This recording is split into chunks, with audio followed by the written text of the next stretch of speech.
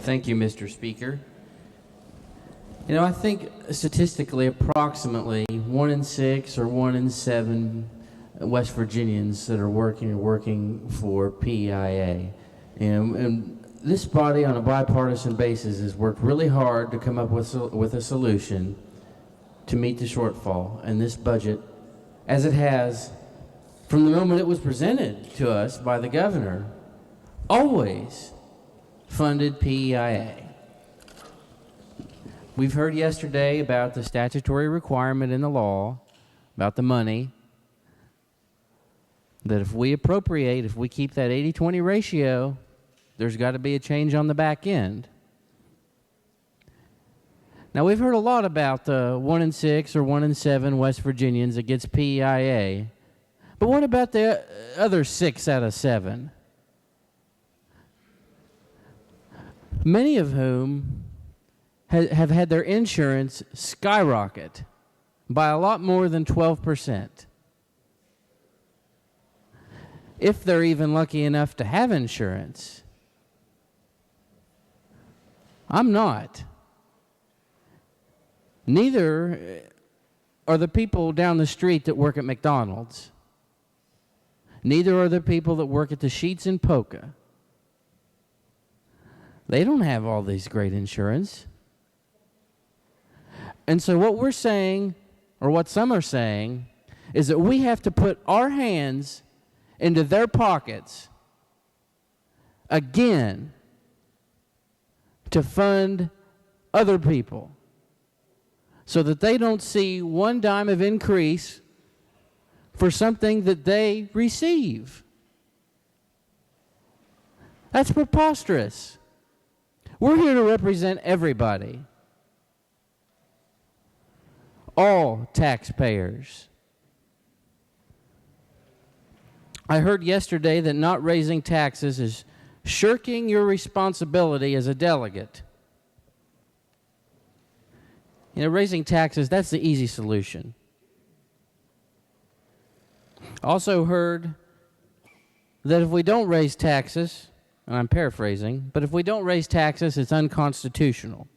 Article 10, Section 5 of the West Virginia Constitution. Well, I looked that up. But whenever any deficiency in the revenue shall exist in any year, it being the legislature, at the regular session thereof, held next after the deficiency occurs, levy a tax for the ensuing year sufficient with the other sources of income. We are already levying the taxes, and we have identified other sources of income in this budget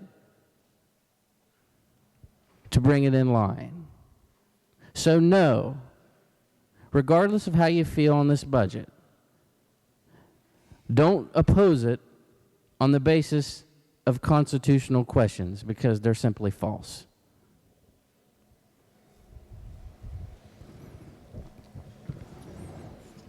I'm really proud of the House Finance Committee. I'm really proud of them on a bipartisan basis, because they got handed a load of garbage from the governor, taxing the hardworking people. The lady at McDonald's in Ravenswood has to pay more on her cell phone bill. The lady who doesn't have any insurance at all has to pay more out of her minimum wage check to fund other people's benefits. That's not fair.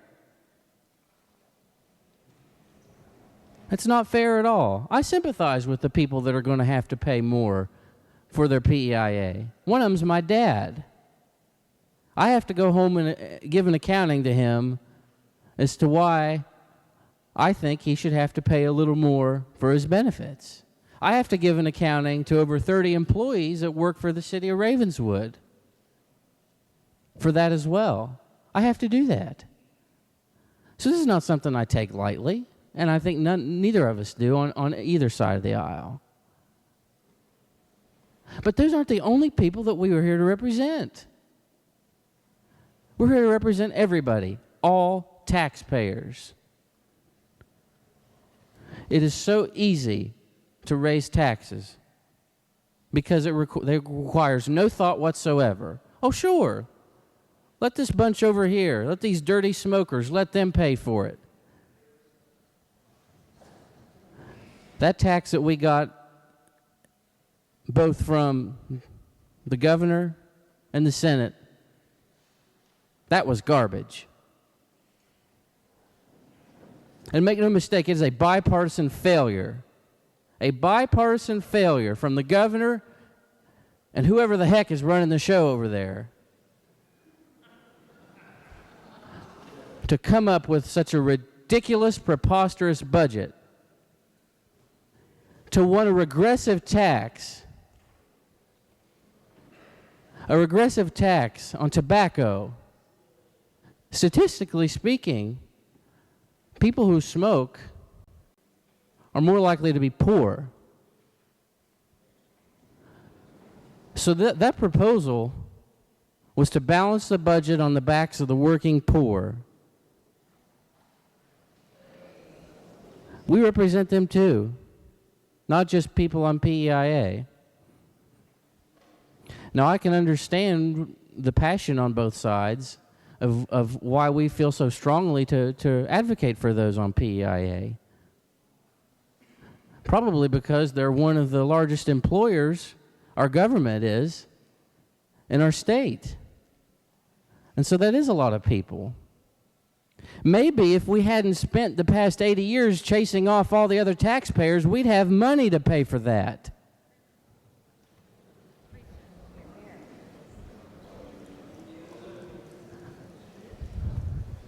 But we are where we are. And yes, it's easy to point fingers, and I'm new here. And no, I'm not on finance, so I haven't gotten to take part in all the heavy lifting. And I don't even like everything that they did, but that's just how it works down here. That's politics. That's okay.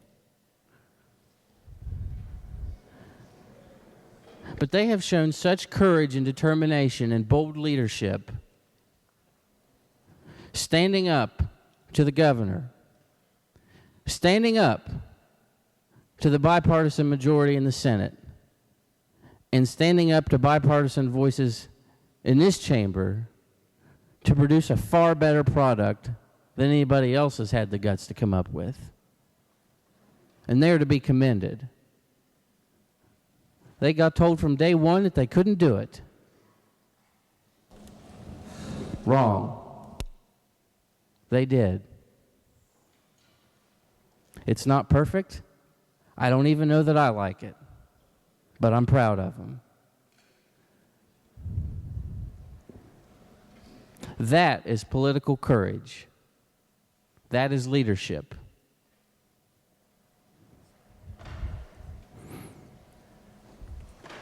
Some of us have been criticized for our no tax pledge, myself included. I stand by it. I sign it every day for the rest of the year if I have to. I'm proud of it.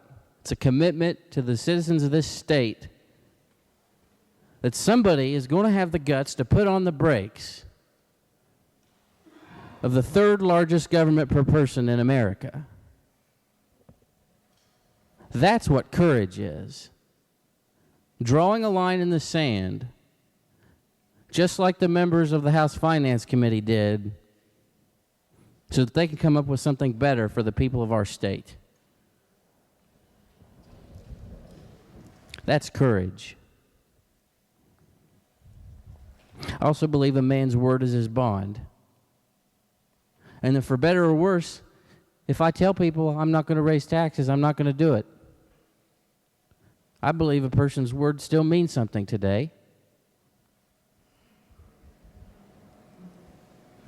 The courage would be the easy thing to just go along with a far inferior product that taxes more people, that puts the hand of the government into the working people to pay for the politically favored groups. Not the privileged few. I'm not saying that people on PEIA are living high off the hog.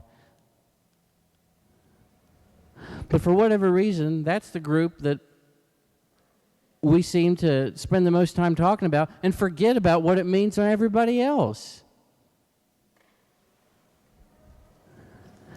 Government's income should not go up when family's income is going down.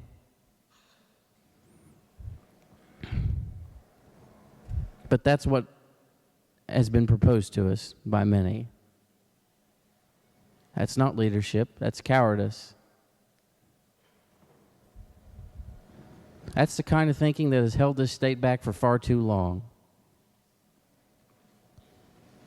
I feel like on both sides, we all see an issue and we want to solve it, and that's good. But what we do, inadvertently I think, is that we end up addressing the proximate causes instead of the root causes. We've passed lots of legislation to deal with the drug problem, lots of legislation to deal with, job training or any number of different topics to address these issues, health, that we have in our state. And some of them I voted for, some of them I did not. But all these statistics about the amount of drug use we might have, or the health, or the obesity, or anything else in our state, I think the root cause of all that is a lack of prosperity. We don't have enough good-paying jobs. People aren't able to keep enough of their own money to provide for themselves, and so they have a need to look to government because they can't provide for themselves nearly as well as they could if we left them to have more of their own money.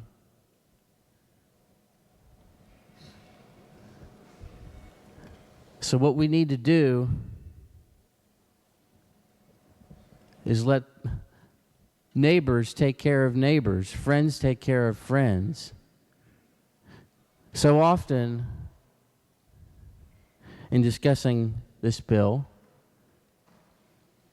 we hear invocations of Scripture.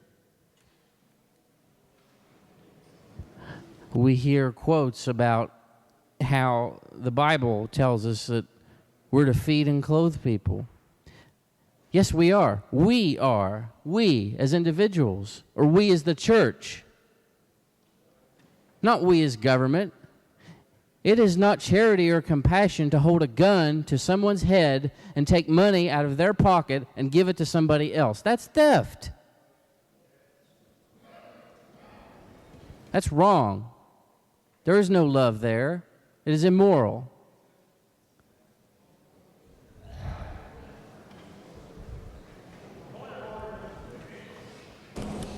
Gentleman may state his point.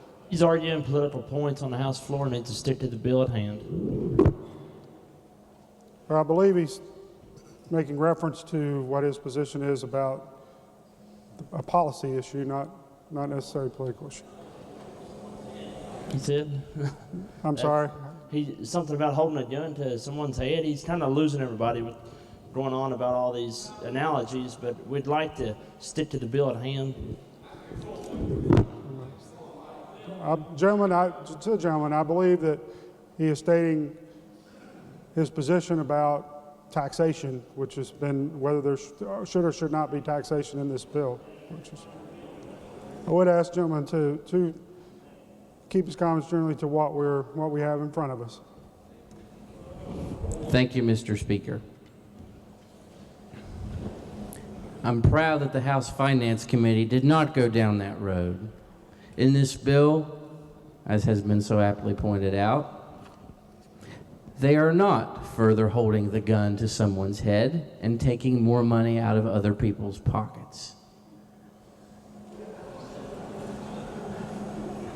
And on that note, I think it's very prudent, before we decide to take money out of people's pockets, look at the money that we as a state have in the bank account.